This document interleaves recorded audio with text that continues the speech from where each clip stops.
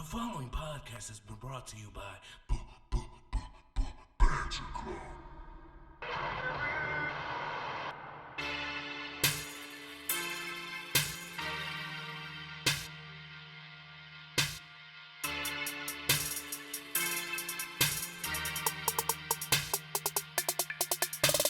Oh, ladies and gentlemen, boys and girls, children of all ages, Rob Linear Show proudly brings to you this one half of the longest reigning tag team champions of all the times. The Angel of Death 6XL, joining me as always. It is I, your other half of the longest reigning Ramble-Mania tag team champions of all the times, and your current reigning, defending, undisputed Ramble-Mania champion of this, that, those, all the other worlds, throughout all the cosmos, TJ the Great. TJ the Great.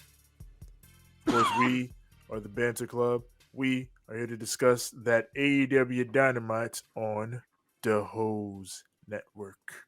I've got hoes. That's the song I listened to a lot yesterday.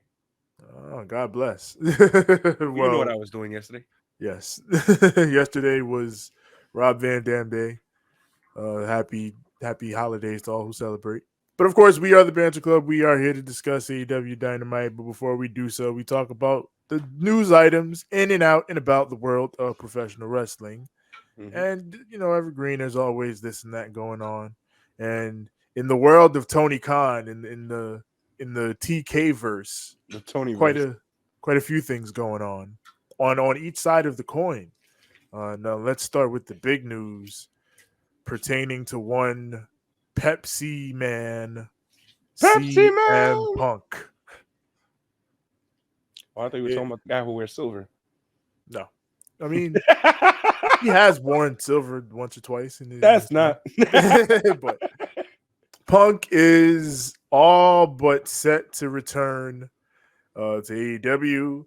The rumored scheduled return date is June 17th at the same place he debuted in AEW, at the United Center in Chicago, for the debut of AEW's Saturday night show, the rumored name being AEW Collision.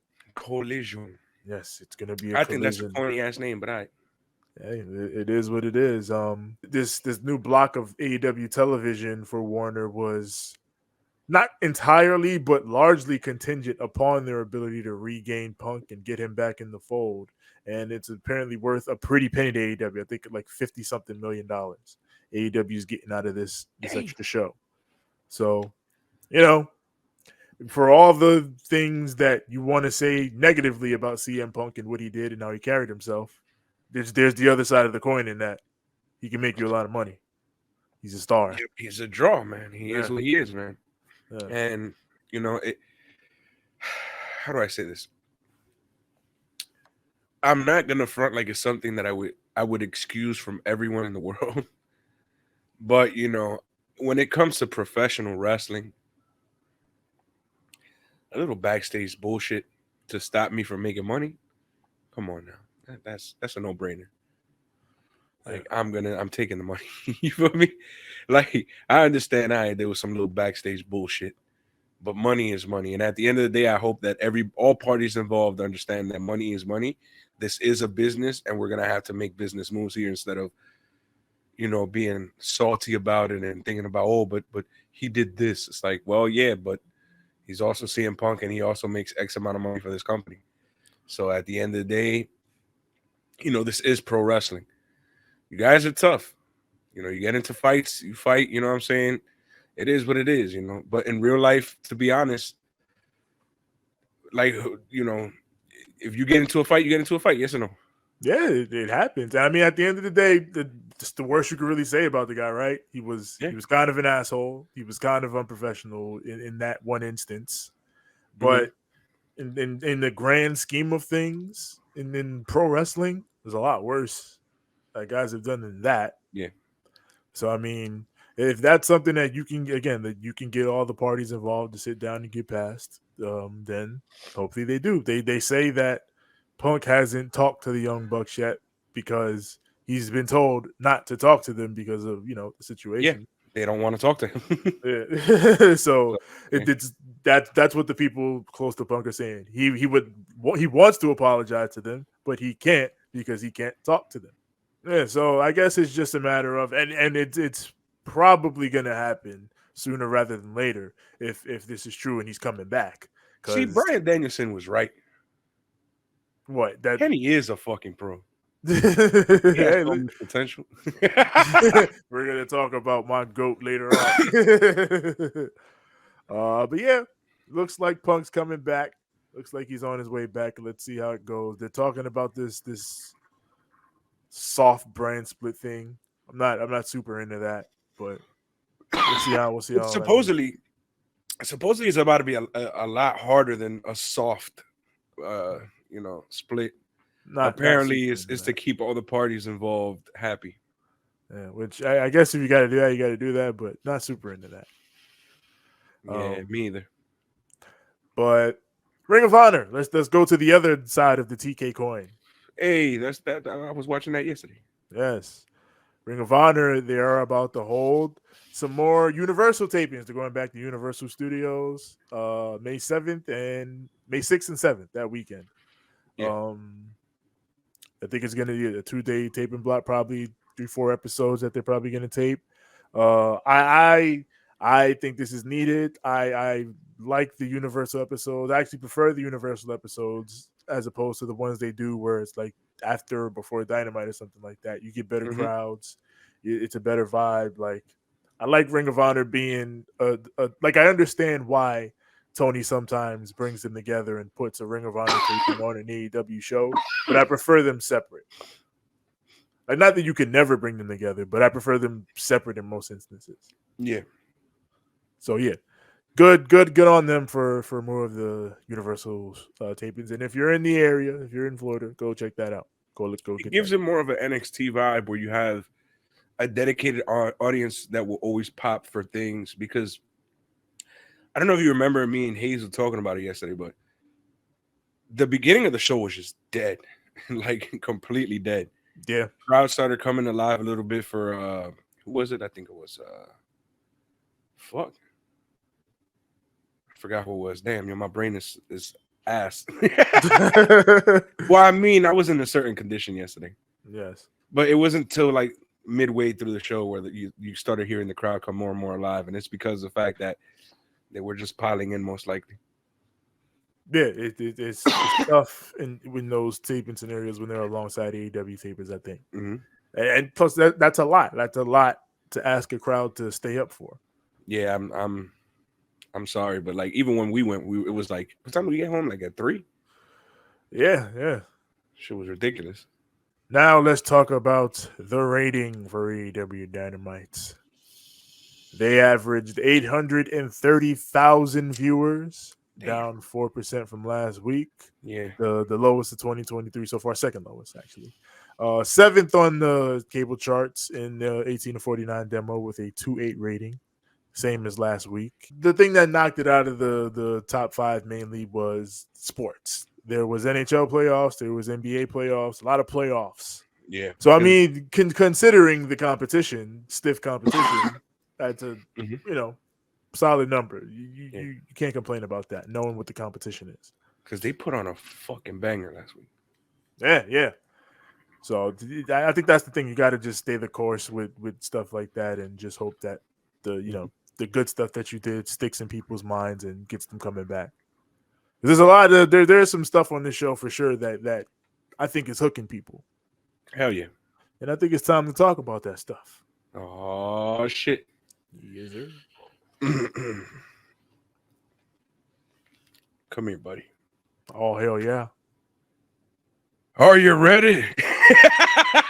Oh, well, hell, son. I think I'm ready. Well, goddamn, son, I guess you are ready.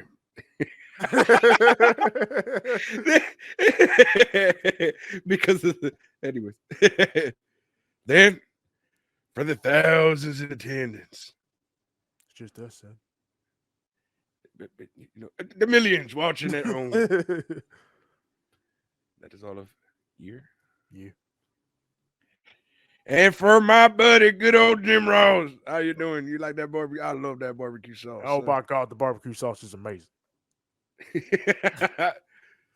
Oh, let's get ready to banter. AEW Dynamite from Brittsburg, Pennsylvania. Yeah. We open this thing up with Jungle Boy Jack Perry coming down to the ring. A rare talking segment to open Dynamite. Yeah. They did a lot of non-AEW shit this week, and I was like, okay. Yeah, a little jarring. Yeah. So Jungle Boy is set to talk, but he's not allowed to because out comes Sammy Guevara. presumably to also talk. And his amazing song. Yes, and his crazy Tron. But he's gonna talk, and he's not allowed to talk either because Darby Allin comes out, and Darby actually does get to talk. Yeah, because he doesn't sleep. His head's on fire. Yeah, he hates creeps and he hates liars, and he's in the ring, as he would tell you, with a bunch of creeps and liars right now. He looks at Sammy. He says, Sammy, out of all the pillars, I've actually known you the longest. And truth be told, I like you the most. But I think you're the least qualified to be champion because perception is reality and you're seen as a follower. Says he thinks Chris Jericho is holding you back. You see, the difference between you and Jericho and me and Sting is you follow Jericho around. There's no Sting Appreciation Society. Me and Sting are equals. And he says he goes to Jungle Boy. That's a fact. That's true. Spit. He looks to Jungle Boy and he's like, Jungle Boy, or is it Jack, or whatever they're calling you now? And the crowd starts chanting Jungle Jack. So he's like, all right, whatever, Jungle Jack. We'll call you that. Yeah. Crowd, bro. He's like, Jungle Jack, you had the easiest path of all the pillars because you were handpicked from that little California clique. And at first, I saw that and I was jealous of you. But then I really got to look and see what you were about. And I saw that nothing about you was intimidating. Nothing at all. And then Jungle Boy says, Darby, I look at you and I see you got that face paint on. And I look around and I see all these kids in the crowd wearing the face paint. And I just wonder what they would know, what they would feel if they ever saw the real you. They ever saw what you were really like. You're antisocial. You don't like people who you don't think are cool enough to talk to you. And he says, this wasn't even your first choice, Darby. You're only here because you failed as a skateboarder. Okay. Like, I was here like, are you fucking kidding me? Like, this is really what you're saying? You're antisocial. I don't like talking to people either. Yeah, I'm antisocial too. This makes Darby cooler for me. Yeah, like, what are you? Fuck yeah, Darby. I don't like people either. That's what I'm talking about. You're a bit of an introvert too, fucking Jungle Jack. Mr. Only talks here and there. Yeah. Then he goes to Sammy. He says, Sammy, you know what? This whole thing was all the pillars was like, you know what, Sammy? I actually like you the most. They all said that to him. They all like Sammy, which is weird. Yeah. Because he's like, Sammy, you put your body on the line no matter what you do, despite the fact that you're a scumbag piece of shit. You come out here, you put your body on the line, you risk it all to win and to entertain these people. And I respect that. But then Sammy, he grabs the mic and he's like, all right, you know what? Darby, I think you and I actually do have the most in common here because I watched you, rise up the top. And I was jealous of you because you were on pay-per-views and I wasn't. But now, the times of me watching you from the background are over, and you're going to watch me become AEW World Champion. And then Jungle Boy steps in like, no, you're going to watch me become AEW World Champion. And they all start arguing. And then finally, MJF's music hits. And he gets a huge pop, actually. And he comes out. From Brittsburg, of all places, which is kind of like, whoa. Yeah, and he immediately heals on them like, I care what you people think. You people think Britt Baker is actually good. And then, of course, they boo the shit out of him because you don't say that in Brittsburg. Yeah, to them, she's the fifth pillar. She should be right there with them. Yeah, she should be in this promo. Yep. But he says, I have talked to my good friend Tony Khan. Everybody knows that. Famously, me and Tony Khan are great friends. And we have decided on a Pillars tournament to decide who faces me at Double or Nothing.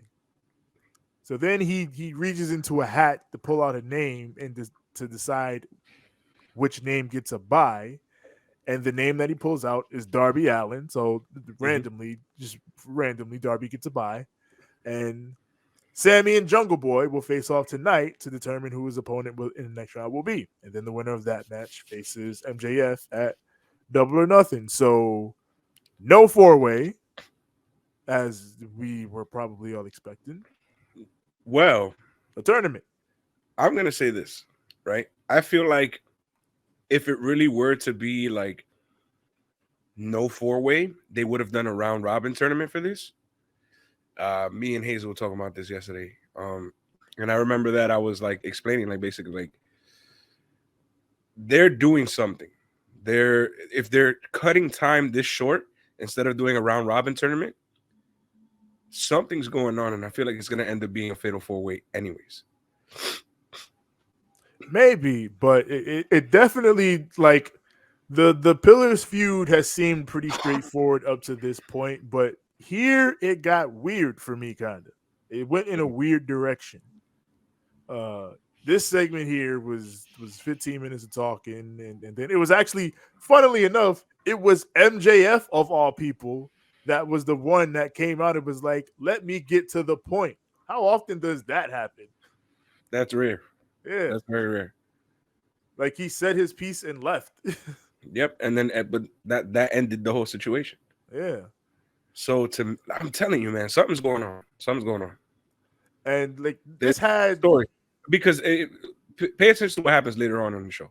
Oh yeah, like this had some of those interpersonal dynamics between the Pillars that I've liked throughout this build, but it also had like some weird WWE-esque padding, and like all three of these guys complained about being held back. Like it's one thing if one of them does it, but all three of the guys in this promo are pointing fingers at the others like, you were the one that was handpicked. I had to fight for this. That don't work if all of you are saying that. Well, I took it more of a like we're each on more or less equal grounds. We're a lot more alike than we're giving each other credit for. That's the way that I looked at it coming out of it, like once it was over. That part I'm fine with, but yeah, like the parts where they're all like, well, like where Darby's like, well, you were in the California clique, and then as you were in this group and that group, like you can't all have the same. You were the handpicked guy, while I had to sit back and watch you and rise up to your level thing. I hear you, but at the same time, it's like I guess I took it differently. To me, it was more of a, well, you know, we're on equal footing, more or less. Yeah. You know, all of us feels, you know, kind of like not betrayed, but kind of like pushed back by the administration. You know, there was a bit of, you know, I rose the ranks, I busted my ass, but so did he, and so did he. You feel me? And they're giving each their piece of like, well, this is my point of view from my angle. This is my angle, and this is my angle. And it's something that I've wanted for the world title for a long time, which is where everybody kind of wants it. And I kind of wish there was more of that. I wish it wasn't just the Pillars. I wish there was more guys out there going, no, I want that guy. You know, I want that belt. You know, something that I miss about that I missed in when I watch, you know, current day wrestling is it's not as much about the titles anymore. Like growing up, it was like everyone was like, no, I want that title. I want this title. I want that title. You know, it was always somebody trying to get a world title. And something was a little, you know, it's been a little off lately where it's like people don't really care about the titles anymore. And it's kind of like, that's odd. Like you come in here to fucking win belts and fucking get, you know, your accolades and build yourself a nice little, you know, like repertoire of things that you've done here, you know? So it's kind of weird where it's just like everybody's just kind of like, well, I'm feuding with this idiot and this idiot and that idiot. And I think that's part of it. I think it's because it's gonna sound weird, but I think Tony is actually doing a little too much story. Like you should always do story, of course. Like you should always have stories threading throughout your show, but I think we're getting to a point where like, and you could see it on the show where like throughout the show there's a point of building all the story dynamics between all these characters as opposed to just what are we trying to win? There wasn't so much of what are we trying to win on the show. It's what is my problem with this person or that person, or how are these people dealing with the dynamics with these people? I Like, feel like it I should think be there needs more to be about more stories built around I want to win. yeah, I think absolutely. I think Tony's take. I think Tony took the there's not enough stories criticism and decided I'm going to build all the stories, which is good. But I think there also needs to be a balance of Yeah. guys just rising up and trying to win. Yeah, because most of the story that I like we were talking about this not that long ago, is match based story, Yeah. where basically you watch what they do versus what they say, and it's more about less to be said and more to be shown, because when you show me more, I believe it more than when you're talking about it. So Yeah. that's the reason why I've always liked that kind of booking versus you know WWE style booking, which this was kind of WWE segment I ish. think that is the thing of it. Like they generally do in what generally is the cardinal rule of storytelling: show, don't tell. But this is more telling as opposed to showing. Yes, but at the same time, because it's so rare to happen on AEW, for some weird reason, it was kind of refreshing for me I mean, I because it's didn't hate different. it. I Yeah, just felt kind of weird about it at the end of it. I didn't hate it though. me personally, I kind of enjoyed the segment just to see like where everybody stands and how they think, what they're thinking, like what's on their mind, Yeah. which usually, like I said before, is usually not my deal, but because it's not a thing that usually happens on AEW, and it's story building at the end of the day, so I was okay with it. I didn't really come off of this any type of way. The only thing that I've heard, which I actually heard from multiple like news sources, which is basically the mics weren't catching the crowd as much, but the crowd was actually reacting a lot more than what you could hear. And a lot of people who were actually there were like kind of complaining that we were fucking going ape shit and you didn't hear us in a lot of segments on the show, which is weird. And It I, does I I happen. understand that because that happened to us too. Yeah, it does happen from time to time. AEW got to look into maybe making Hmm. the arenas better.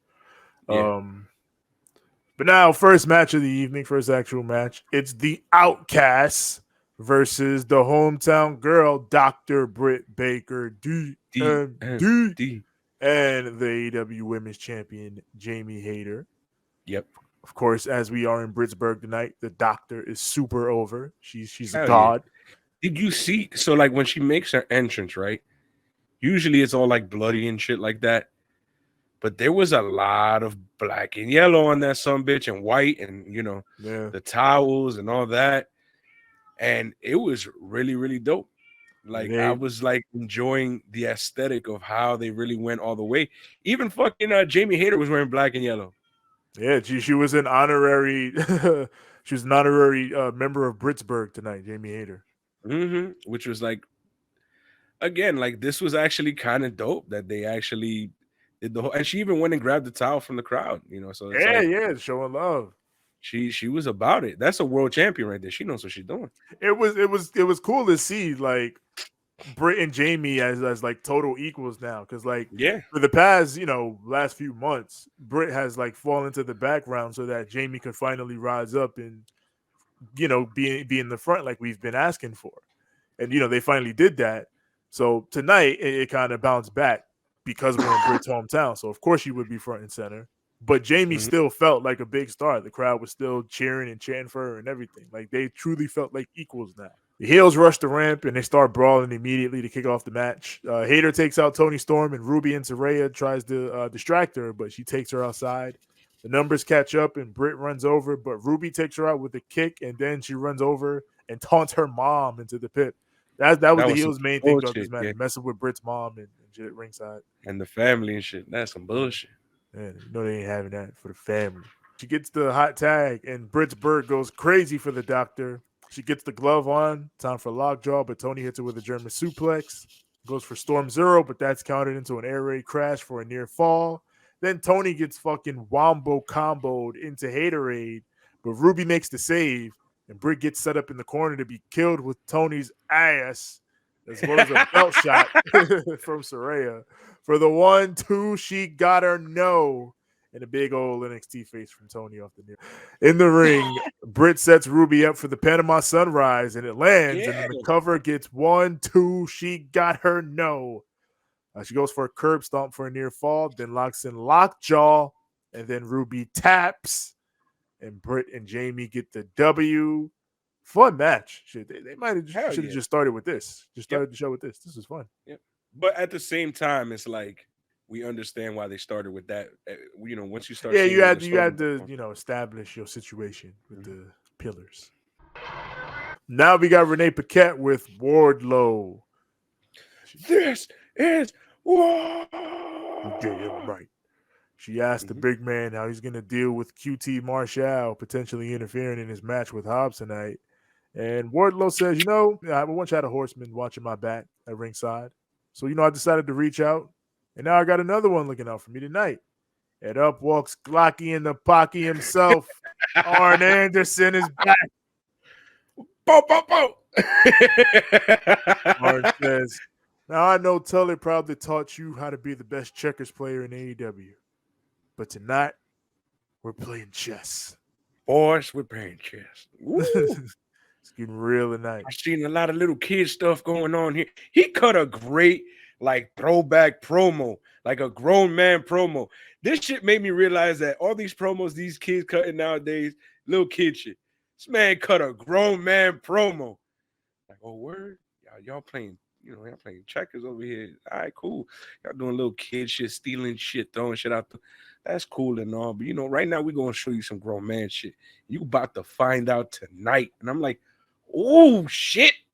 Arn, Jesus. Some street shit, yo. This man got the Glock. You know how you doing it. You know how you Arn is rocking.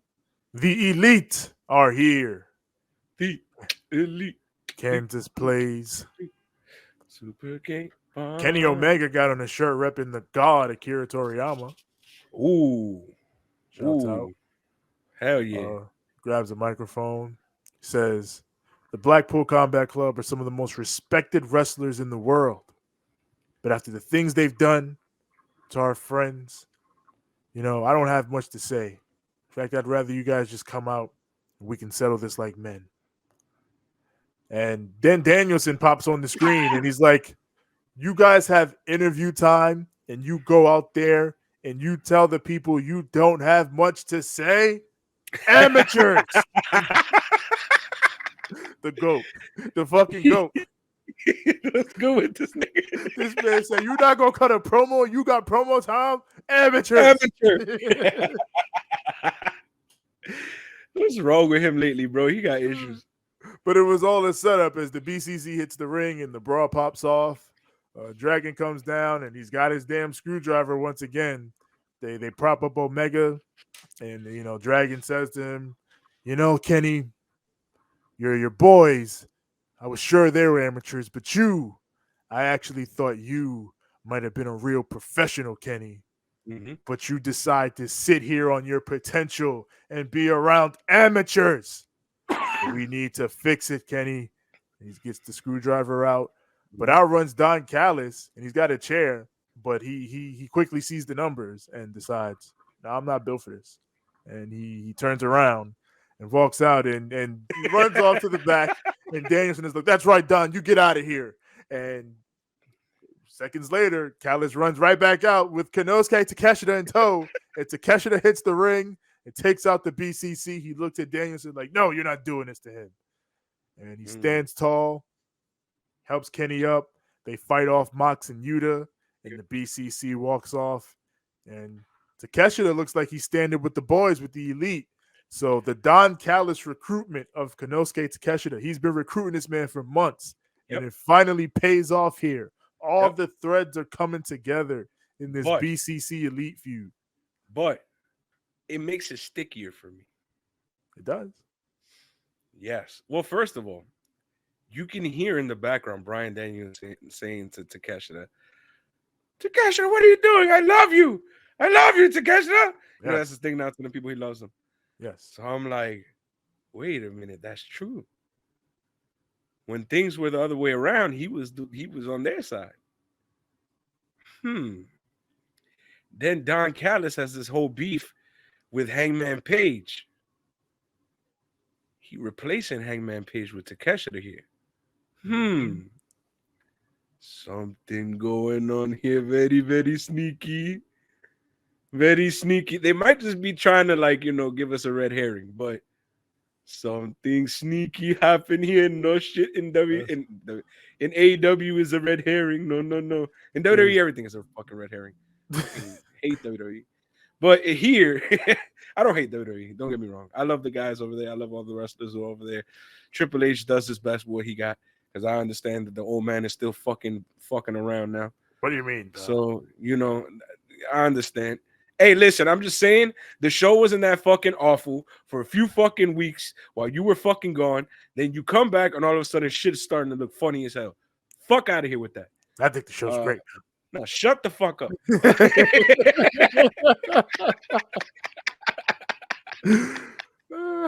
Yo, I would violate if it's like that. That's the sad part. But yeah, shout out to BCC and Elite Feud. Best thing going right now. Yep. Cooking with gas. Yep. Now we got the TNT Championship on the line. Wardlow with Arn Anderson in his corner versus the champ Powerhouse Hobbs with QT Marshall and Harley Cameron in his corner. God bless Harley Cameron. You gonna like this reference right quick? Did you see what they doing here with the outfits? Oh, what with Hobbs and Wardlow? Mm-hmm. What? Black and green, purple and gold. White boy wearing the green. Brother wearing the purple and gold. Larry Bird. Oh, yeah. Larry Bird versus Magic Johnson. Oh, yeah. Come on now. Yeah. True. Come on, man. You ain't see it. I saw it immediately. I was like, I thought you would have seen it being that you're the basketball guy. Yeah, I wasn't thinking about it that way. Yeah, Hobbs kicks the match off with some suplexes. They head outside. They brawl into the crowd, into the pip. Hobbs hits the goddamn low down for a near fall. So to come Where back. the fuck did that come from? Yo, he was out here. He was out here with the shits. He hit the swanton to Wardlow. They start trading bombs. Hobbs goes for a power slam, but Wardlow counters with a big headbutt. Harley distracts everyone. Everyone is looking at Harley. Fine as hell, yeah. Because she's fine as hell. She's got legs. She's the new Miss Hancock. She is. She do got Miss Hancock energy out there. Yes, she do. She got the whole look and everything. Yes. So while she's got everyone distracted, QT runs in, hits the diamond cutter, and Hobbs follows up with the spine buster. That gets a near fall. Then QT runs in again, but this time Arn follows, and he walks right up to QT, and he pulls out the Glock. And he sells it like it's a real gun. Yeah, QT no better. He's like, oh, nah, he got the Glock. So you got the Glock? Shit, he got the Glock. He fucking ran out the ring, rolled out. I ain't getting shot today. Hell no. So with all the obstacles out the way, Wardlow hits the Powerbomb Symphony and gets the 1, 2, and 3, and we have a new TNT champion again. See, here's the thing. You and Hazel were on the same wave. And I'm over here like, well, think about it. The nigga's in his pseudo hometown. I knew, like, I had the vibe going in because I was like, yeah, he's in his, pseudo hometown, and the story makes sense. But it's like, can we give Hobbs a run? What are we doing?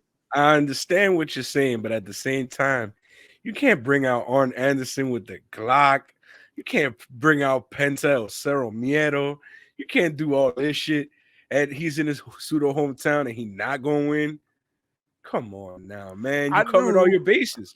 And I like it too because of the fact that means Arn is thinking crazy 3D. Like he has everything covered, which means this relationship going forth is going to be one of trust, where Arn Anderson is going to be somebody who's going to be a great mind to put together a team. And he kept mentioning 4 horsemen and 4 horsemen and 4 horsemen. And what in my mind is telling me is like, they about to put a team on this man. They're about to make this man look like a boss. But let's, I might be getting ahead of myself, so let's wait and see. Yeah, I'm gonna let them cook. I'm gonna let them, do what they need to do. But for me, it's just like, can we just get a champ and have a run? Like a title can change hands frequently and be fine. That's cool. I'm not necessarily hating on that, but eventually you do have to have some sense of stability with it. Like, and then But like that's what I'm saying. I feel like this is getting to that.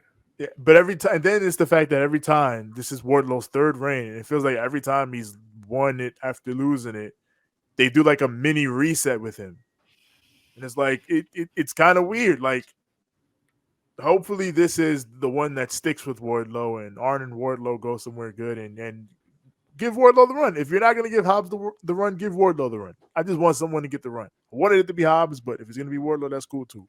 Renee is with Sammy Guevara. But before he can really say anything, MJF walked right up to him. And he's like, Sammy, again, out of all the pillars, I like you the most. And he says, Sammy, you know what? You can get past all these guys in this tournament. And you can, how about you be in the main event with me at Double or Nothing? You just got to do one thing for me. Lay down. So then Sammy's like, all right, get out of here, man. I'm not trying to deal with that. And then MJF is like, well, all right. How about I give you this blank check? You write whatever number you want on it and then take me up on my deal. A main event spot, something you've never had before. And however much money you want, if you just do this deal with me. And first of all, that's not true. Sammy has main evented pay-per-views before. Yes. In fact, the upcoming pay-per-view, Double or Nothing, he's main evented it twice. Yes. But regardless, Sammy takes the check and writes what can be presumed is a lot of zeros. Yeah, because Sammy wrote out the number and he's like, are you fucking kidding me? MJF is like, whoa, all right, that's a lot, but that's all right. That's not real. That's not real, is it? Yeah, that's the number. Sammy's like, Renee Paquette is over here like, oh shit. So and he went through with it. So yeah, MJF is like, all right, that's the number you want, and he's gonna shake hands on it. And Sammy's like, hey, friends don't shake hands. Yeah, friends hug. You hear that? He's my friend. Right? So now they're friends and they're hugging. They're boys. More like business partners. All I have to say is there is no honor amongst thieves. Remember, that's the truth. We got Commander versus Switchblade Jay White with Juice Robinson. And fuck that motherfucker. Anyway, I knew that was coming. And they were in demon time early too. They start stomping. Jay White starts stomping Commander on the corner, and then he and Juice just get in his face like, yeah. I'm like, oh yeah, this is Bullet Club shit. Bullet Club Gold. Yeah, Bullet Club Gold. I love gold. We pan over to Sean Spears, who's in the crowd watching, and he's got chilling. He's got grades. He's got numbers. Yeah, you know he's the perfect 10. Yes, he's the 10. He's over here representing perfection. Yes. Commander hits the ropes and starts working. He goes for a moonsault to the outside, but White dodges, hits a gourd buster on the apron into the picture-in-picture. Yeah, he goes over to Sean Spears, who gives him a 6. We come back from the break. Commander fights back with big chops, comes back with a crucifix for a near fall, and then he goes up top. Finally gets his big rope walk dive off. Mm-hmm. Everybody goes crazy. Crowd says that's a 10. And Sean Spears is like, you know what? You guys are right. It's a 10. And he holds up the 10. Yep. He's got his little plastic cards. Yeah. Or his, to be correct, laminated cards. Yes, laminated, number grades. Commander goes for the springboard Phoenix Splash for a near fall. Then he goes for a top rope Phoenix Splash, but Jay dodges, hits him with the Blade Runner, and gets the 1, 2, and 3. A very nice Styles Clash match, I actually thought, with these two. Jay White will be just fine in AEW. Now, here's what people are getting upset about. They're upset that they're basically doing like a showcase match, trying to showcase Commander skills on Jay White time. You feel me? Everybody kind of wanted him to be kind of like spearheaded into a world title run. And my answer to that is basically there's things going on already. When has all this stuff going on with the world title, and then the guys that you would want him to be against, which would probably be anybody in the BCC or anybody in the elite, they're doing their own thing. So you can't really throw him into any of those situations that are already, moving parts. So what I would do is exactly what they're doing and having him have great matches while still telling a story and setting things up with other wrestlers who are still great, still, you know what I'm saying? Still high caliber, high tier wrestlers.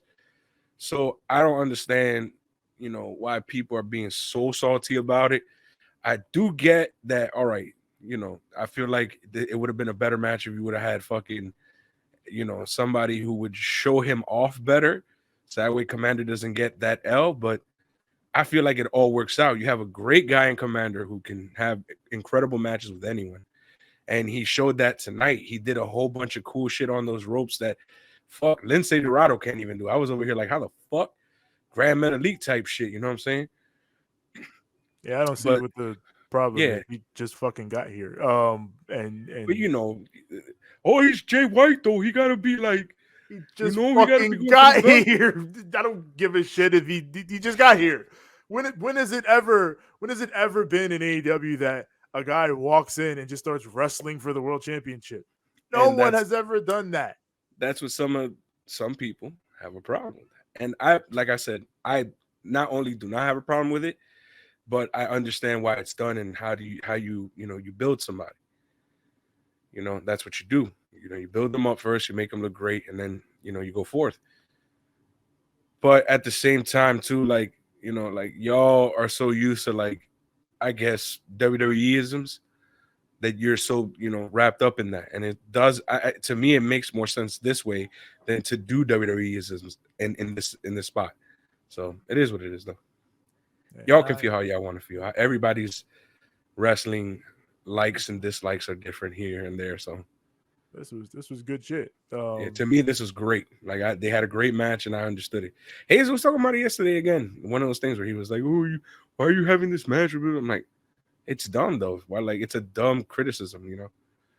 Yeah, some people, they have smart criticisms that they're warranted, and some people are just talking out their ass because they're so used to seeing things one way that they can't see it another way. They have to always have everything be the same, which is not what I want. I want things to be different here and there, so that way I can have my style of wrestling.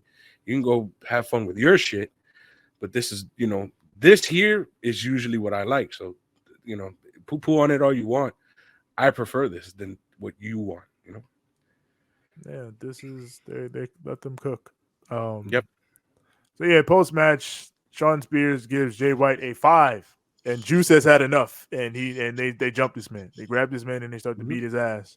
But absolute Ricky Starks runs down for the save, and he runs the Bullet Club Gold off, and he stands tall with Sean Spears and Commander in the ring. And is it just me, or is he looking and feeling more and more like The Rock every week?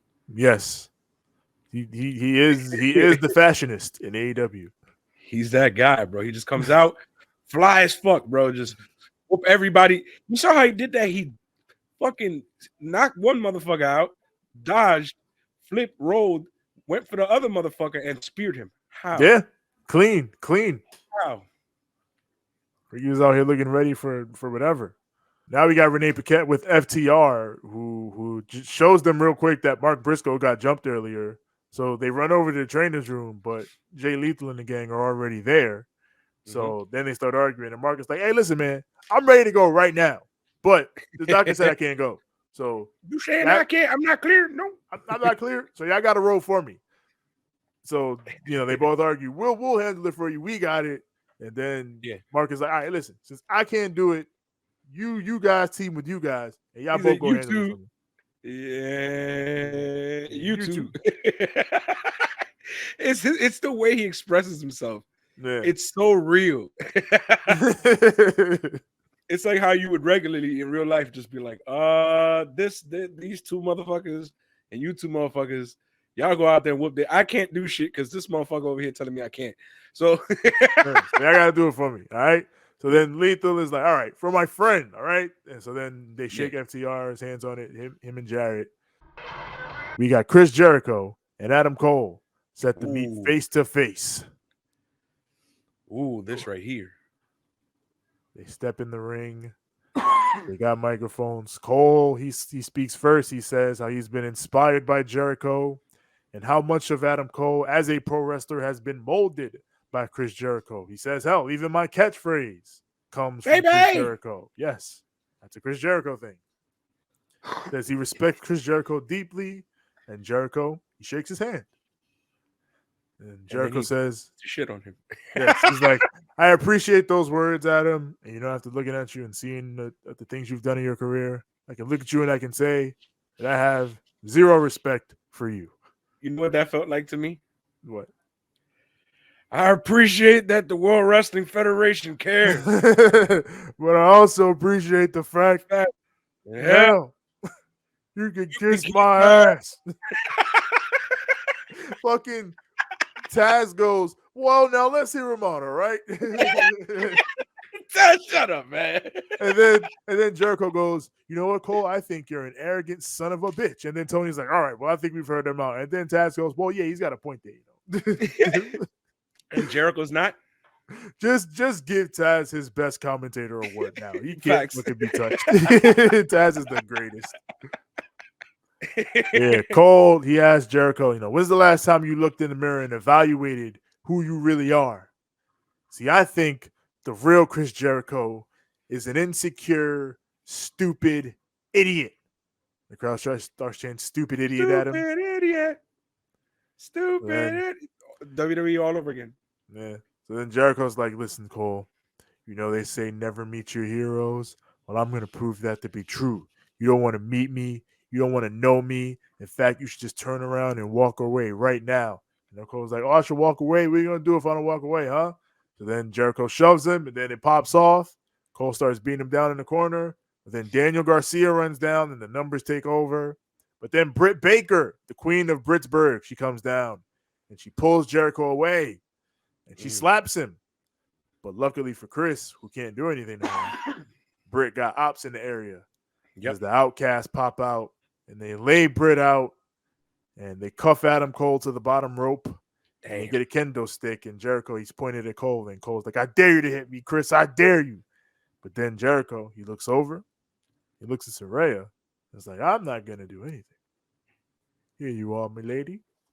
He hands it to Saraya, and Saraya starts to beat down Britt in front of Adam Cole, who's handcuffed to the bottom rope. Yes.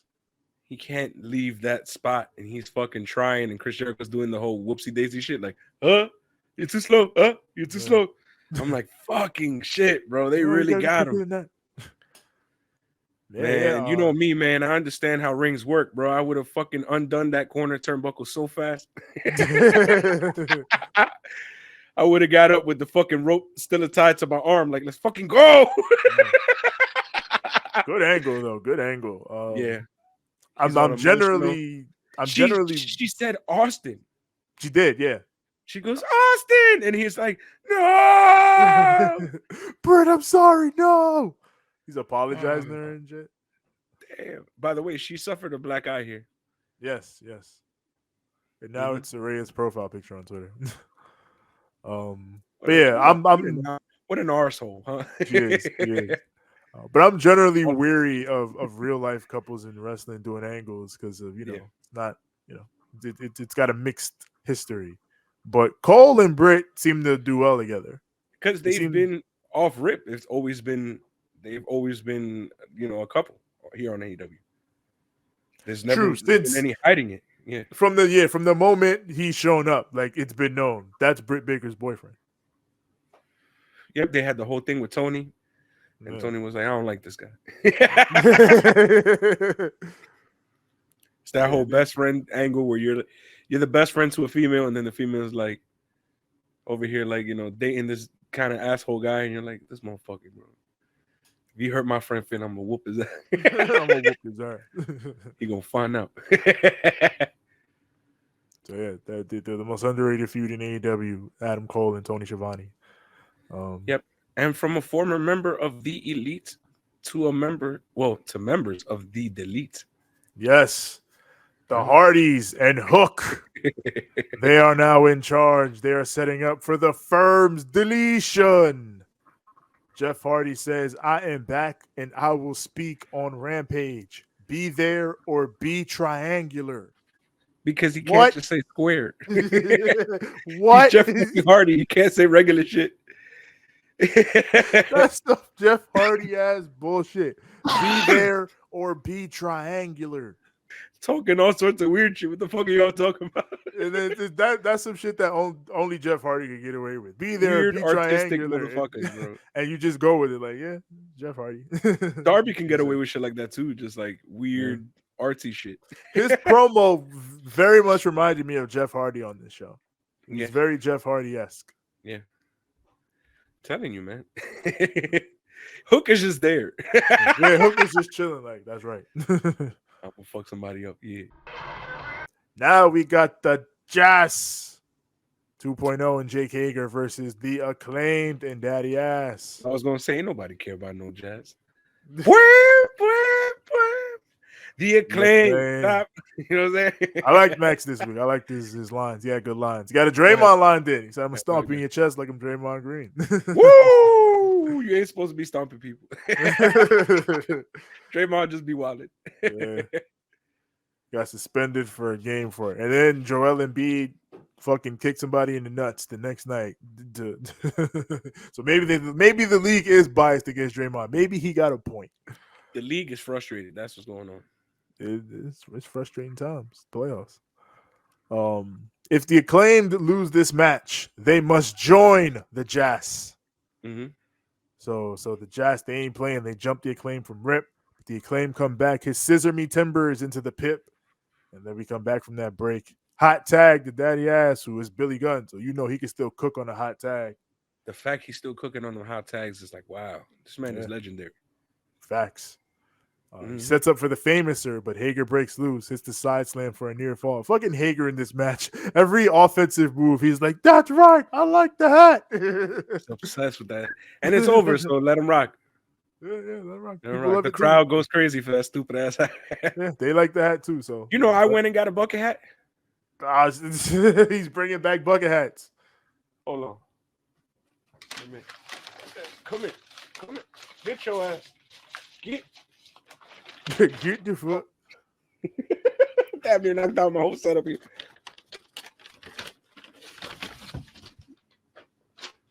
Yeah, I like this hat. Oh, wait, I don't want to show you how much I paid for it. I like this hat. That's right.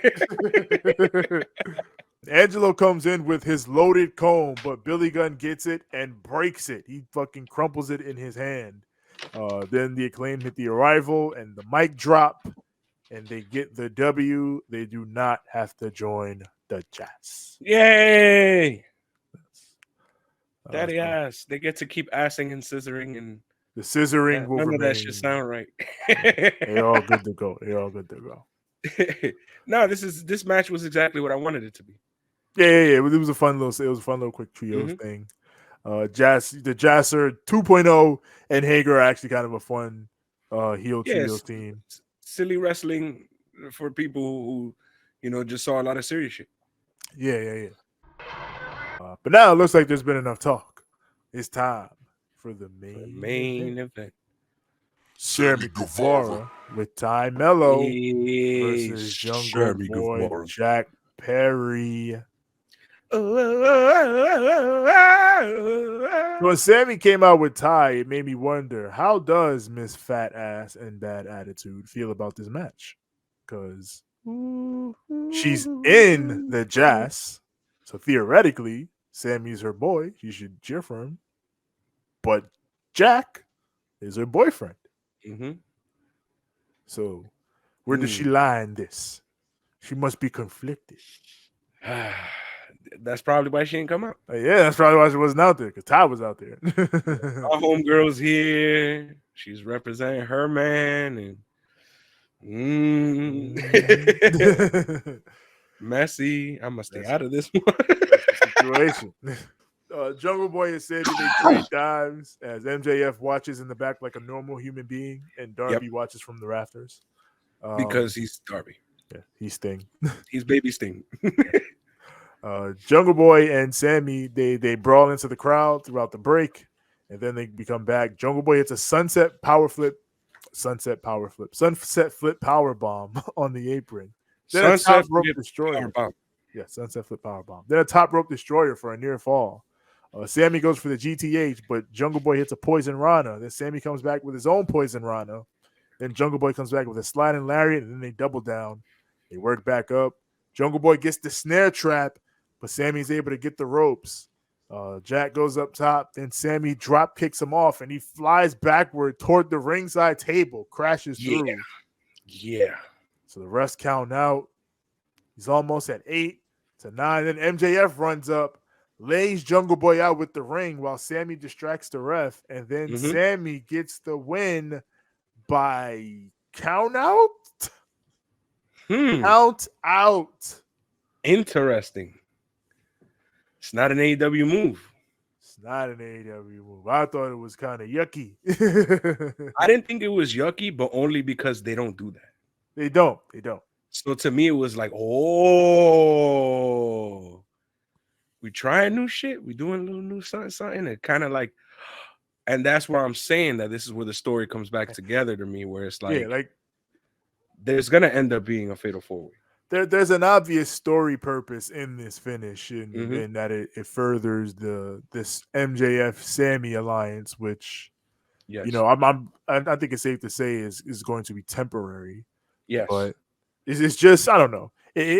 This whole thing came out of nowhere. Like, I thought we were building straight forward to a four-way, and it took a turn this week, and it's weird. I'm still thrown by it.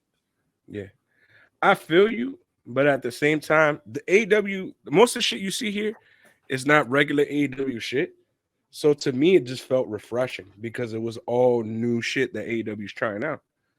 So to me, it just felt like it's all literally because not only do they not do it a lot, but when they do it, there's a story purpose to it. Like, that's just the way that Tony tends to book. So I'm like, okay, let's see where they go with this, That's the thing. Like, with WWE, they lost that from me. Like, they don't have that confidence from me where I can be like, well, this is going to be added in later on. There's going to be a reason for this, that, and the third. I don't stick up for WWE when they do shit like this because they do it so often and then it never pays off. With AEW, they don't do it often. And then usually when they do it, it then pays off. So it's different. Yeah, like, I'm gonna, see what happens and what goes on. But that's Dynamite. I thought it was a solid show. Again, like we talked about, some differences in the format, very WWE-esque in all the talking segments and the way they set up a main event in the opening segment, those type of things. Things they don't normally do. Pillars feud took a weird direction. The TNT title continues to be topsy-turvy, but on the other side of those stories, you got Jericho and Cole picking up steam, and you got the BCC and the Elite continuing to be great TV. Yeah. To me, it's when it doesn't pay off that it becomes a problem. Yeah. So the fact that it's still paying off, I'm not mad. If that makes any sense. Yeah. I'm at the point where I just have a raised eyebrow, but I'm still along for the ride and willing to see where you take it. If you're doing this shit next week, then I'm going to start looking at y'all funny. You feel me? If you don't do it next week, then I'm going to be like, something's happening here. Yes. That was Dynamite. That was indeed Dynamite. Let them know where to find us. But, of course, you already know where to find us.